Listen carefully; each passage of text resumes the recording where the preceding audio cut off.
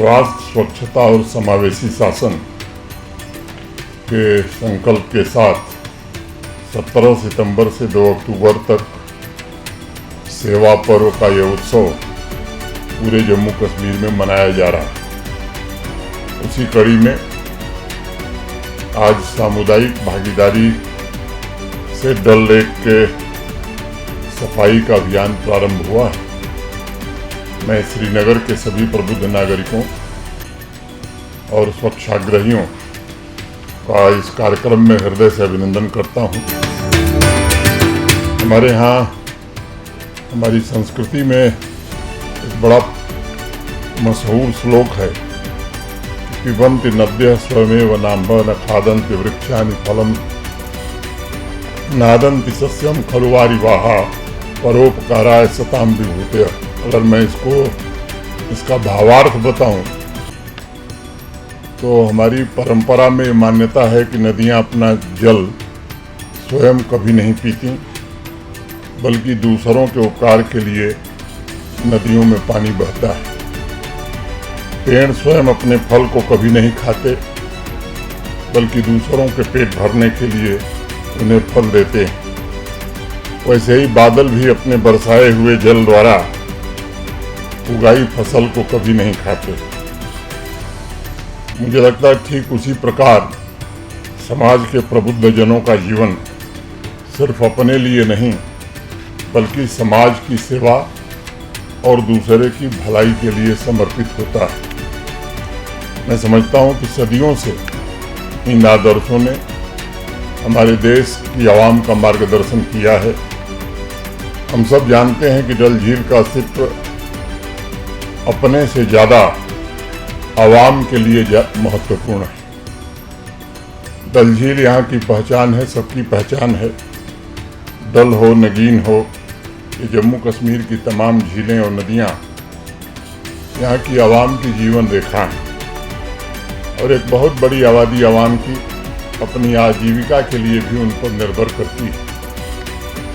और इसलिए केवल एसएमसी का, एलसीएमए का या सरकारी कर्मचारियों का ये जिम्मा नहीं है, बल्कि ये आवाम की भी नैतिक जिम्मेदारी है कि सेवा भाव से डल झील तथा बाकी जो हमारे पानी के स्रोत हैं उनकी सफाई में अपना योगदान दें।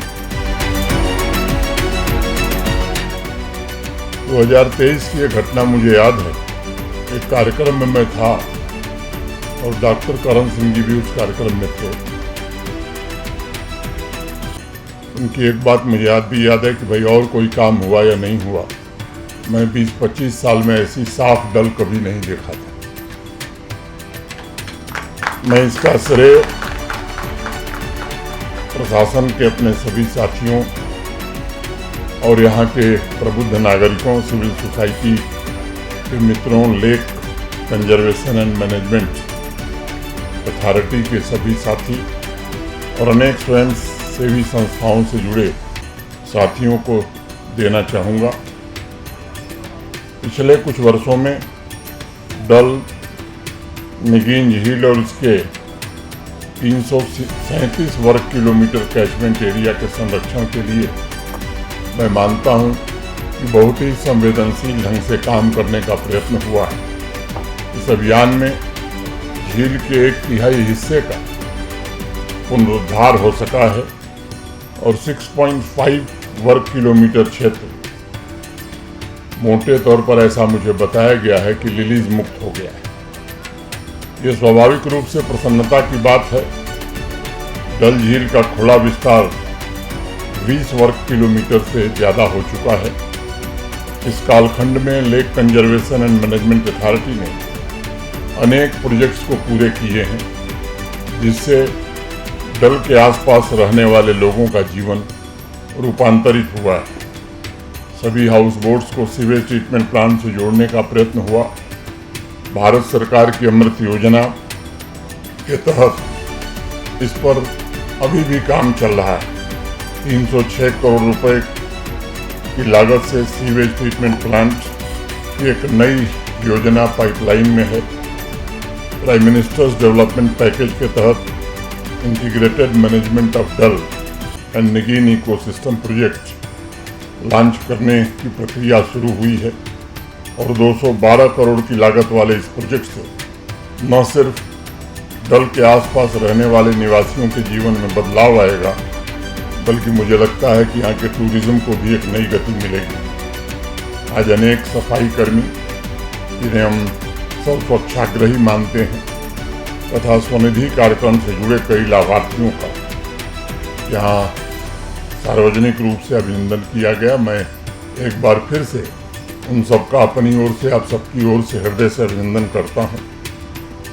वो इस बात के गवाह हैं कि वो पंचायत हो या अर्बन लोकल बॉडी में स्वच्छता को लेकर निरंतर ये जुटे रहते हैं। न सिर्फ सफाई को लेकर के अब यहाँ नई जागृति आई है, बल्कि शहर हो या गांव हो, ईज ऑफ लिविंग का संकल्प भी अब लोगों में दिखाई पड़ रहा है। जम्मू कश्मीर के गांवों तथा शहरों में स्वच्छता को लेकर के एक प्रकार से प्रतिस्पर्धा प्रारंभ हुई, जो एक सुखद बदलाव की ओर जम्मू कश्मीर को आगे ले जा रही है और इसके कारण टूरिज्म के विकास की संभावनाओं को भी ताकत मिलती है। प्राकृतिक संसाधनों के संरक्षण का अभियान ये एक दिन चलने वाला नहीं है। मेरा सभी अधिकारियों से, सभी सरकार में काम करने वाले प्रशासन के साथियों से निवेदन होगा कि अभियान निरंतर चलता रहना चाहिए। आज मैं आवाम के प्रत्येक व्यक्ति, प्रत्येक परिवार से निवेदन करूंगा कि सिर्फ एक दिन नहीं, बल्कि महीने में कुछ घंटे सेवा भाव से हम सफाई के लिए निकालें। कम से कम अपने अगल बगल जहाँ हम रहते हैं, चाहे वो शहर का हिस्सा हो, गांव का हिस्सा हो, हमारी नदियाँ हों, झील हों, तालाब हों, उनकी सफाई में थोड़ा हम भी आगे आवें।